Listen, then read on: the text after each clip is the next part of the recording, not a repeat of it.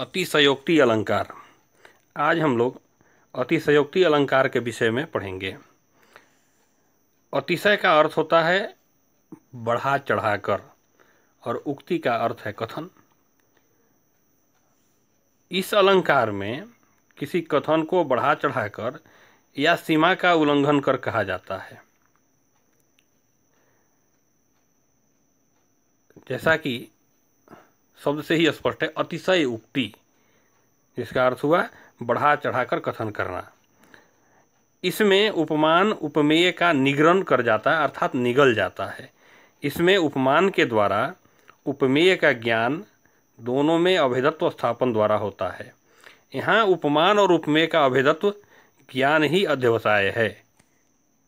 इस प्रकार उपमान के द्वारा उपमेय का निग्रहण करके दोनों में अभेद ज्ञान की प्राप्ति को ही अध्यवसाय कहते हैं, और इस अध्यवसाय की सिद्धि को ही अतिशयोक्ति कहा जाता है। अतिशयोक्ति अभेद प्रधान अध्यवसाय मूलक अलंकार है। इसमें विषय के द्वारा विषय का निग्रहण होता है, पहली बात। दूसरी बात यह है कि अतिशयोक्ति के समस्त भेद कल्पित या आहार्य ज्ञान पर आश्रित होते हैं। इनमें अनेक स्थितियां होती है, जैसे दो भिन्न वस्तुओं में सादृश्य के आधार पर अभिन्नता की स्थापना, सदृश या अभिन्न वस्तु में ही अन्यत्व की कल्पना कर भिन्नता की स्थापना, दो वस्तुओं में परस्पर संबंध होते हुए भी असंबंध की कल्पना, और दो वस्तुओं में परस्पर वास्तविक संबंध नहीं होने पर भी संबंध की कल्पना। अब आचार्य विश्वनाथ ने अतिशयोक्ति के 5 भेद माने हैं।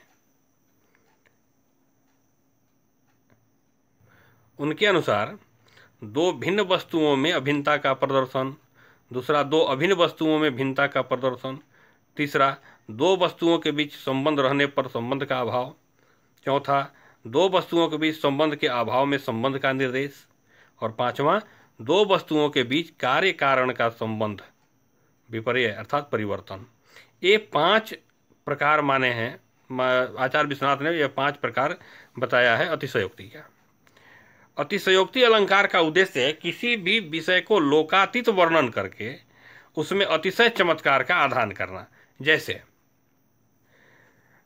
कथम उपरि कलापिनः कलापो विलसति तस्य तलये अष्टमिन्दुखण्डं कुवलय युगलं ततो विलोलं तिलकुसुमं तदधः प्रवालं स्मात्।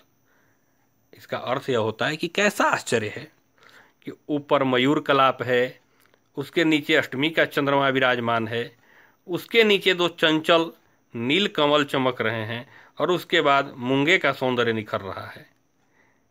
इस पद्य में कामिनी के केश पास, ललाट, नेत्र, नासिका तथा अधरोष्ट, इन उपमेयों का क्रमशः मयूर कलाप, अष्टमी चंद्र, नीलकमल, तिलपुष्प तथा मूंगा, इन उपमानों के स्वरूप में भेद रहते हुए भी अभेद का अध्यवसाय हुआ है।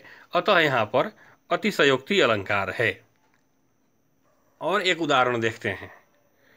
उदेति पूर्वं कुसुमं ततः फलं घनोदयः प्राक् तदनन्तरं पयः निमित्त नैमित्तिकयोरयं क्रम तव प्रसादस्य पुरस्तु संपदः। अब इसका अर्थ यह है कि पहले अभिष्ट की सिद्धि हो गई, उसके पश्चात आपका दर्शन हुआ।